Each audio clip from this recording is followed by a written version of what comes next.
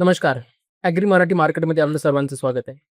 आज आपण पाहणार आहोत टर्मरिक म्हणजेच हळद. जसं मी काल आपल्याला बोललो, की हळदीमध्ये 17,100चा खूप मेजर रेझिस्टन्स आहे आणि सपोर्ट जर मी पाहिला, मी आता चार्टच पाहत होतो. सपोर्ट जर पाहिला तर 13,800चा खूप मेजर एक सपोर्ट बनलेला आहे.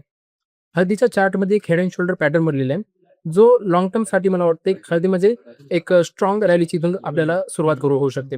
हळदीमध्ये जर पाहिलं तर 17,200च्या वरी जर ब्रेकआउट आला तर येणाऱ्या काळामध्ये 19,000 ते 19,500 पर्यंतचे टार्गेट आपल्याला भेटू शकतात. पण प्रश्न इथे असा आहे, की जर आपण स्पॉट मार्केटमध्ये जर पाहिलं तर हळद आता 12,000 ते 13,000 या रेटने नांदेड पाहिलं किंवा हिंगोली पाहिलं, या बाजारपेठेमध्ये वसमत बाजारपेठ आहे. इथे 12,000 13,000 3 ते 4,000 एक डिस्काउंटमध्ये आपल्याला पाहायला भेटत आहे. तर कुठं ना कुठं प्रश्न आहे, की याच्यामध्ये जी तफावत आहे ती व्यापाऱ्यांमुळे आहे का इन्सिडेक्समुळे आहे, ह्याच्यावर पण खूप प्रश्न इथे निर्माण झालेले आहेत.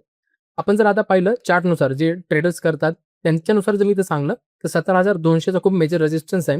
हळद जर 17,200च्या वर ट्रेड करायला सुरू झाली एनसीडीएक्स बाजारामध्ये, तर इथून 19,000 ते 19,500 पर्यंत तेजी आपल्याला इथं पाहण्यास भेटू शकते.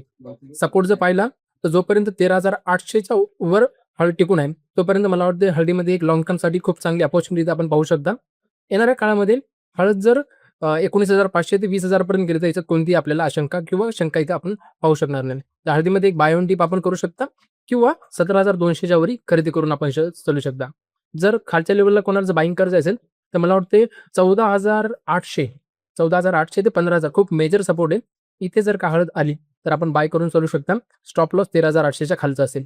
येणाऱ्या काळामध्ये तेच आपल्याला मी सांगले ते टार्गेट भेटू शकतात. तर अशाच नवनवीन व्हिडिओसाठी आपण व्हिडिओ लाईक आणि चॅनलला सबस्क्राईब करायला विसरू नका. धन्यवाद. Investments in securities market are subject to market risks. Read all the related documents carefully before investing.